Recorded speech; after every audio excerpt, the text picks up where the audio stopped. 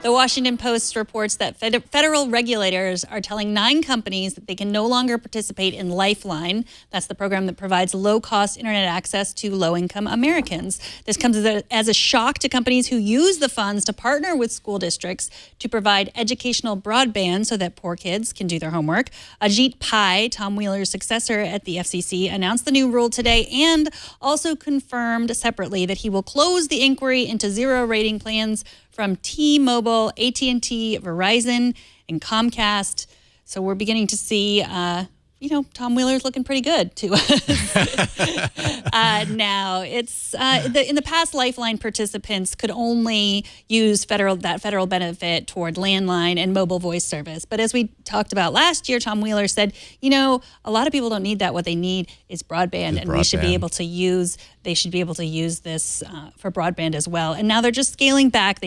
What they say is they don't want it to be, they don't want it to be wasted. They don't want federal funds to be wasted. But 5 million households with school-age children do not have broadband.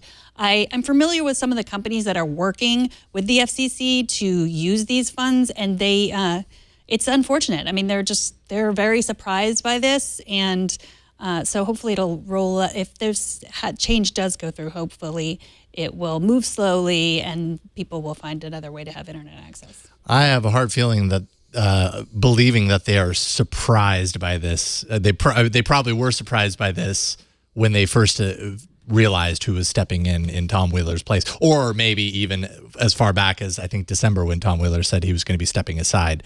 That was kind of the writing on the wall, and this is just like the starting point, because this, the new chairman Pai, his past kind of points to the fact that there's going to be a lot more pulling back from efforts like these.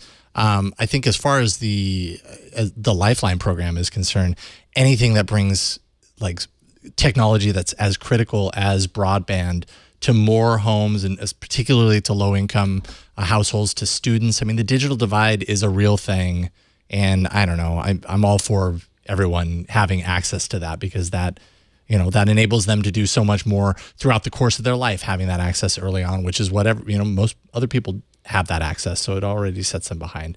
I think that's a big bummer. Mm-hmm. It really is. I mean, and maybe lumping these two FCC stories together is a little bit confusing, because the Lifeline story is very separate from what he said about ending the inquiry into zero rating. And that to me is getting a little bit more news, but it's not. It doesn't have that same direct effect on kids as this reduction of the Lifeline money. So I don't know. Yeah, and the zero rating really, it seems to come down to how people interpret zero rating, right? Because when T-Mobile started with binge on, and we've seen little bits of this zero rating happening more and more over the course of the past year.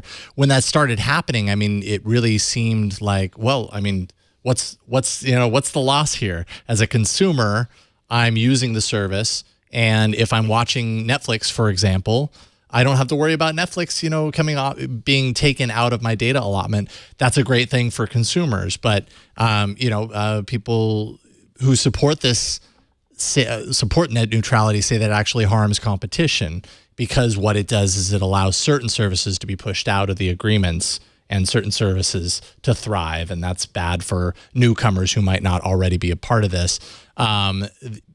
Basically, he said in his statement, going forward, FCC will not focus on denying Americans free data. So things like zero rating, that's the start. This is kind of the start of the transition away from the net neutrality rules, and really just kind of making a statement here by just saying, by making a very big signal that we're not gonna pursue this anymore. So this is business as usual starting now.